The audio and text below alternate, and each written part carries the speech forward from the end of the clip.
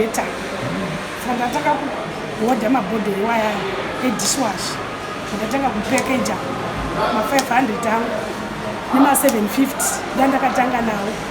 Ndapedza kuti ndo pandaka kuwa na power ndikutanga kupinda mu shops ndichitengesa. Ndapedza izvozvo semunhu yangoramba chikusangana nevanhu chikuramba chikurudzirwa nevewomen neveSMEs kuzita isoso saka taenda kuma workshop ndakatanga kuenda kuworkshop pandanonzi tiri kuda kudziti display zvinhu zvedu kapanda displaya zvinhu zvangu zvikabudika zvikarekomendwa chaizvo zvakanaka. After that tibva tadzidziswa kunzi munofanira kunge muchirejista nema-regulatory laws like vana dhira vana nevamwe wese anokwalifaya kuti ukwanise kutengesa zvinhu zvako zvinoita kuti iwe ukwanise kutengesa zvinhu mumashops. Saka ndakaita saizvozvo bit by bit ndakatanga kuregister tax clearance. Ndipedza iyo ndakatowana one shop yakanditendera kuti ndisupply yainzi Hadonsly panguva iyoyo, but this time haisisimo zvaimo mundaraunda. Ndakatanga kundisupport ndobva ndafamba chingoramba chidaro ndakatanga kuenda kumaschools kubva ndapiwawo maschools matenders kuzvikoro maorders. Ndakatanga nechikoro chainzi Miduna Primary School. Ndikabvapo ndibva ndaenda futizve paBread Barracks military training iyo yemasoja. Ndikawana ipapo tenda ndikatengesa futi order ndikavasaplaya nemakobra. Ndichibva ipapo ndikaamba ndinofamba mumaschools ndikawana kune cheimwe chikoro chainzi chinonzi Muzirikazi Primary. Ndobva ndakaendapo vakatovawo big order iyo yakanyanya kundisimudza. Ndichingobva ipapo kubva ndapinda mugovernment ndikatsvaga kumanewspaper vozi vakazenge mundau dzoone vamwe kunotarisa pai kumagovernment newspaper daily. What would we call this newslet ana Chronicle nana Sunday News. Kazvandaonawo mune mabhidhingi aiiswa nemahospitals. Kubva ndanobhidhawo kuUBH ndikabva ndabudirira iyo. That was an excellent. Ndakabva ndava nayo big order yakandisimudza kusvika ndanyatsoziva kuti chii chinonzi business. Handiti kuburikidza netraining dzataitwa neILO. Takamboita training kuBulawayo Club, tikaita Holiday Inn nekutrade fair yaitiitisa kuburikidza naiyo yeSMEs neILO. NekuHoliday Inn ndakaenda kuRainbow ndikaenda ndikanoitawo presentation yangu. Saka zvakare pachingokusimudza ndichiona kuti ndikanda kutokura. Ndatanga ndichigoshandira from garage kumba ndikazopinda mutown ndikanorenda karobha diki diki. Ndikazobvapo ndobva ndakanhongwa nevewomen affairs nechemba vese vakauya vakandisimudza vakati bva pano padiki. Why can't you go kuBulawayo senda yemaSMEs koKmart? Ndikati iri kupi? Zvikanzi koKmart. Ndikati handizonorasiki makastoma since ndandiri muCBD. Zvikanzi no, munowana makastoma because hatiri kuita maseminars tiri kugona kudi kumarket right business venyu. Saka ndakaita saizvozvo ndikauyawo pano paKmart pabusiness center yamuri kuonline.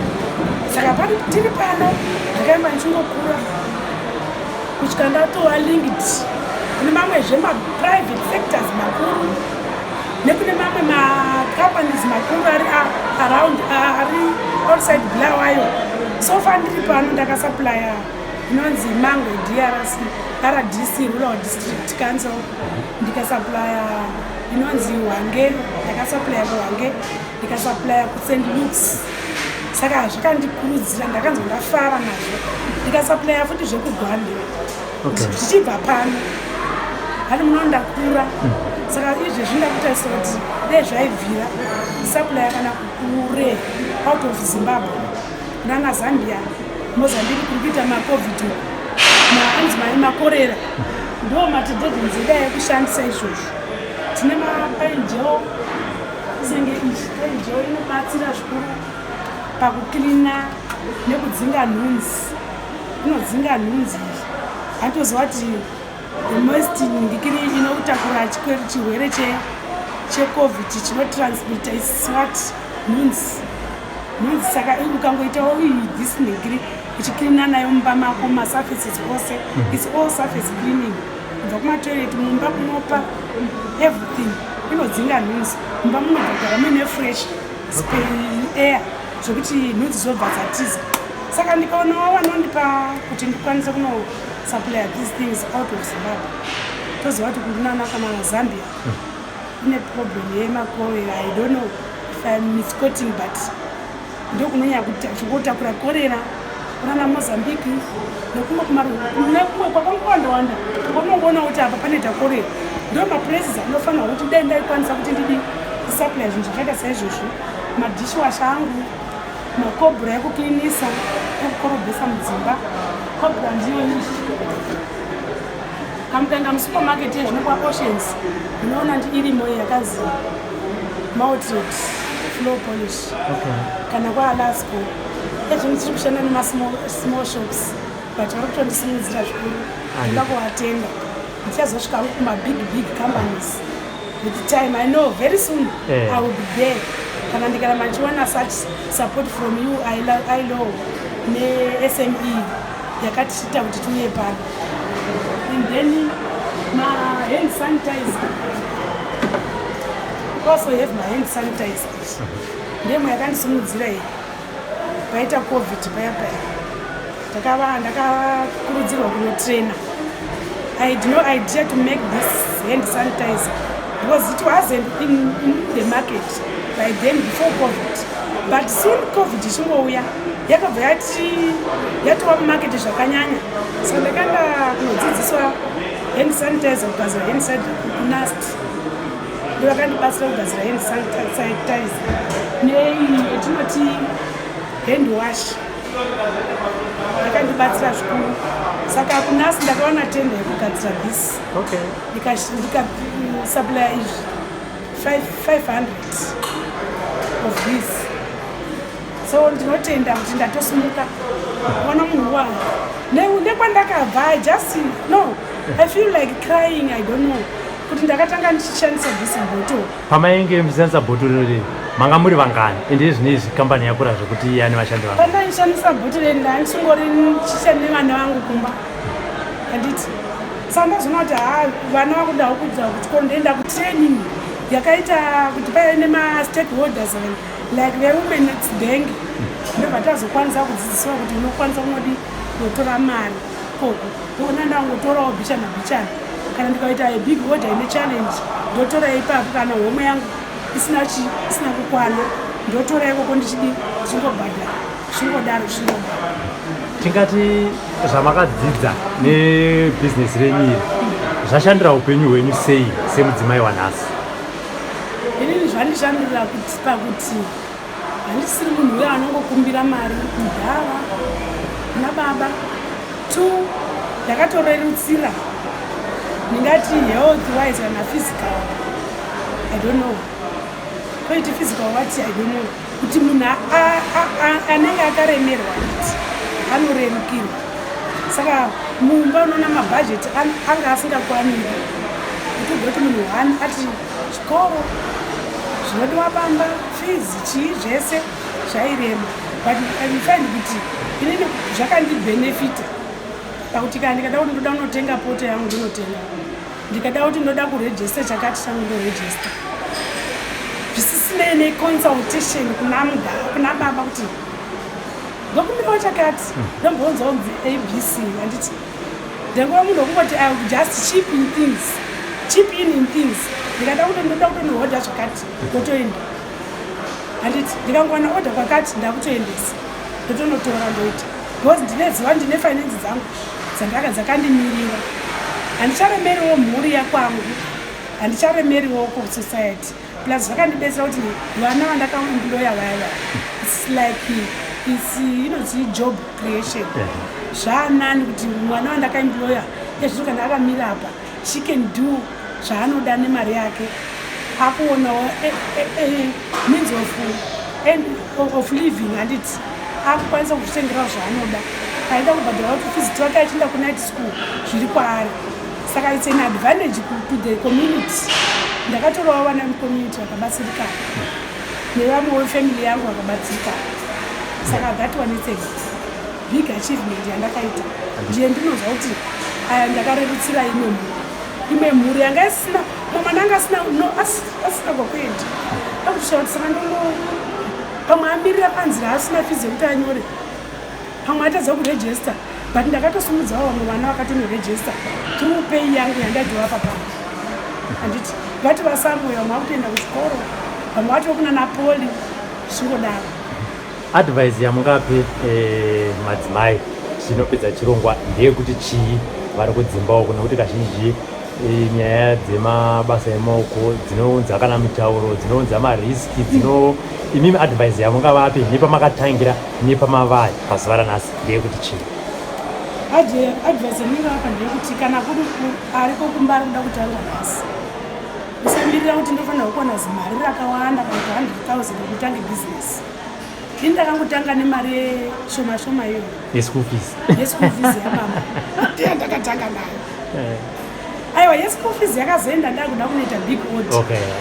But kutanga ndaingotorawo mumba yechingwa.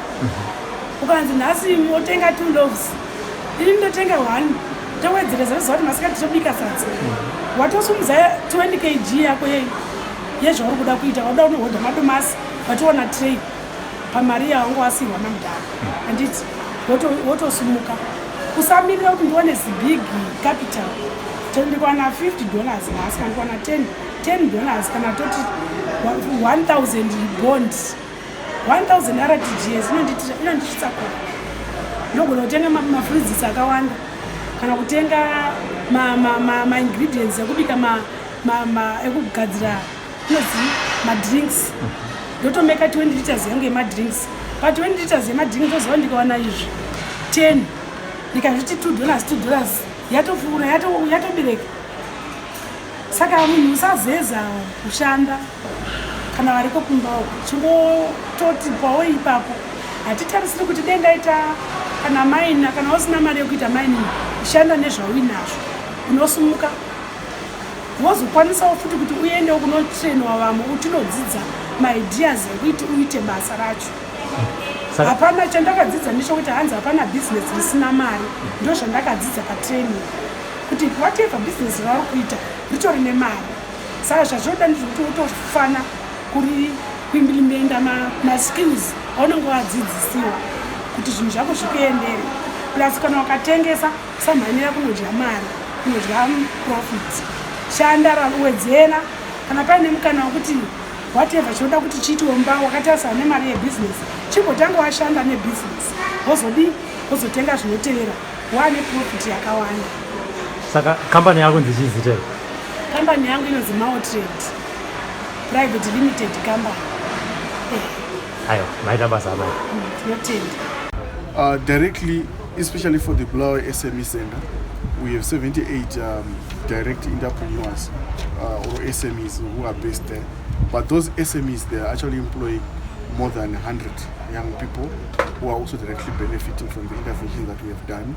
But apart from them, from those who are at Bulawayo SME Center, we have also trained trainers from different institutions as part of institutional strengthening, like talk of your own Muchka Bulawayo City Council, and we are looking at more than 50 members of different institutions that we have trained on business development services. Then we have also done a training called Start Your Business for more than 200 young people also here in Bulawayo. So I'm looking at over and above 1,000 young people that have directly benefited from this program.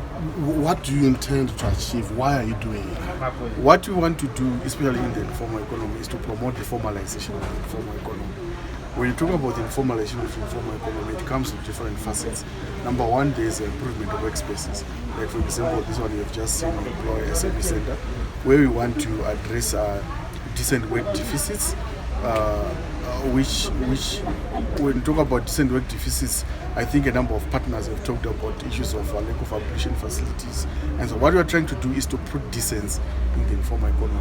We are trying to look at a picture where informal economy workers, they also have rights. When you talk about decent work, informal economy workers, we have to promote their livelihoods. So by and large, we are also looking at how best can we promote productivity. How can they have also profit that they can be able to sustain their families? So in a bigger picture, we are trying to promote decent work. Is this only in Bulawayo or is it in other towns? If not, is it going to expand to other cities and towns? For this specific project on promoting better workspace for informal economy workers, we have used this Bulawayo SME Center as a model or as an example, which that's why we're working with different partners like Bulawayo City Council, like Old Muchko.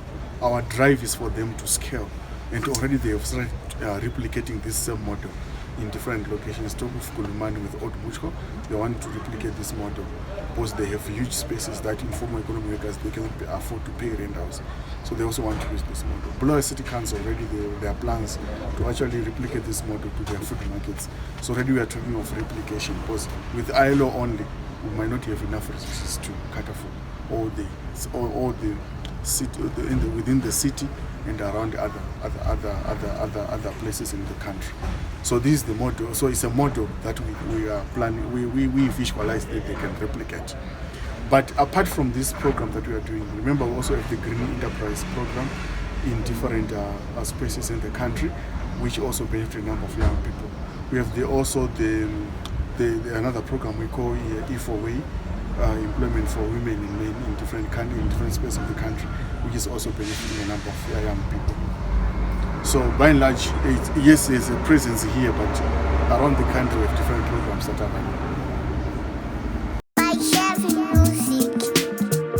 This is Yabudaba TV, Hakudima CV, Sly Media TV, and this sport and dream street in the zone and up a news in Daka wonder name of views. Sly Media TV, man, they change my dreams. Sly, yeah, Sly Media. Sly, yeah, Sly Media. Sly, yeah, Sly Media. Sly, yeah, Sly Media. Kuchinja vision, yeah, ghetto youth. Kuchinja life, yeah, ghetto youth. Kutipa nzira sema ghetto youth, kutipa gwarara mangwana rakanaka. Sly ya Sly Media. Sly ya Sly Media. Sly ya Sly Media. Sly ya Sly Media.